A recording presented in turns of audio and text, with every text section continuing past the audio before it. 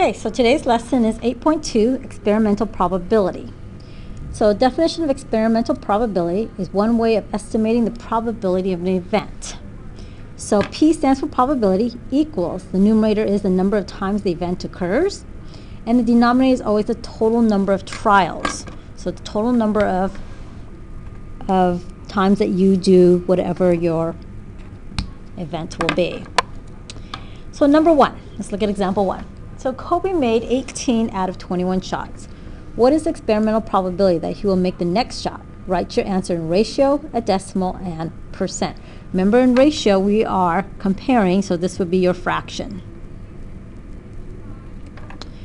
One thing that these problems, if you see the word out of, okay, because these are word problems, sometimes word problems give you lots of numbers that you don't need.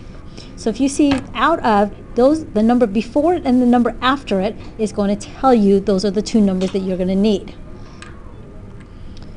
So if you see the word of, you should know that of is your denominator. So 21 is your denominator because it's of 21. And 18 is your numerator because we're doing the ratio first. You need to reduce your fraction. Divide top and bottom by 3.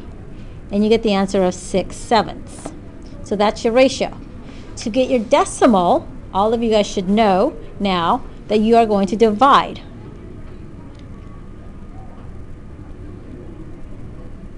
So 7 doesn't go into 6, so you put your decimal and add your 3 zeros.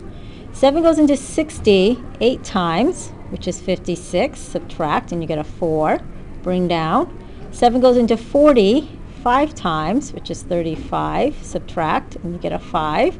Bring down. 7 goes into 50 7 times, which is 49, and you get 1 remainder. Do not round this. Keep it. So the answer is 0.857 for your decimal. Next, once you have your decimal, you can change it into percent. To change your percent, you should know you have 0.857. Move the decimal over 2 places to the right, and your answer is 85.7%.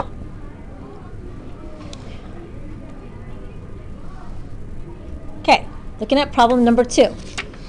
It says, for the past 3 weeks, Mr. Wing has been recording the number of students that play football at lunchtime. During that time, he found that more than 25 kids play football at lunch 15 out of 21 days. A, what is the experimental probability there will be more than 25 kids playing football on the 26th day? I would like you to highlight what are the 2 words that's going to tell you what numbers you're going to use, because there's several numbers. There's 15, there's 21, there's 25, there's 26. What number are you going to use? Well, hopefully you knew that you see the word out of, and that the word out of is going to tell you the number before and number after is going to be your numerator and denominator. So your denominator is 21 because you have the of 21, and your numerator is 15. You need to reduce this. Divide top and bottom by 3 again, and you get the answer of 5/7. Go ahead and do your decimal and do your percent. You should know how to do that. When you're ready, go ahead and push play and see if you're correct. So now you're going to divide. 5 divided by 7. 7 doesn't go into 5. Put your decimal and 3 zeros. 7 goes into 50 7 times, which is 49. Subtract, you get 10, or 1, and bring down. 7 goes into 10 once. 7, subtract, you get a 3.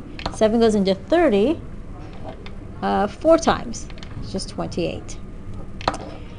Make sure you keep that decimal as 0.714. No rounding on this one.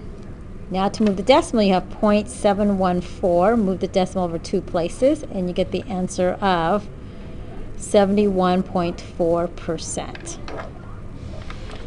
Now B says, what is the experimental probability that there will not, remember yesterday we had learned that the word not, when you see it, is a complement, be more than 25 kids playing football on the 26th day. So you already have from A, the will. not the naught. Okay, so you take what you have the answer 5/7 for your ratio. This is where you get the ratio 5/7. Remember, in the naught, we're always subtracting by the whole number 1. So you're going to subtract the whole number 1. But in fraction, remember look at the denominator, make that your denominator. We want a whole number, so the numerator has to be a 7 for it to be equaling 1, because 7/7 is equal to 1. Now you can subtract. 7 minus 5 is 2, and denominator stays the same. So your fraction is 2/7. Now to get your decimal, you could divide. That's the hard way, but you've already done all of the work up at the top. So what I would do is, because remember, you're subtracting. The naughts are always subtracting by 1. So you take 1, and it's like $1, and then you have point, line up your decimal, 714, add your zeros that you need, and subtract. This is 6, 8, and 2, and bring down the decimal. So you have 0.286. Once you have that, you can find the percent. Move the decimal over 2 places, 0.286, and the percent is 28.6%.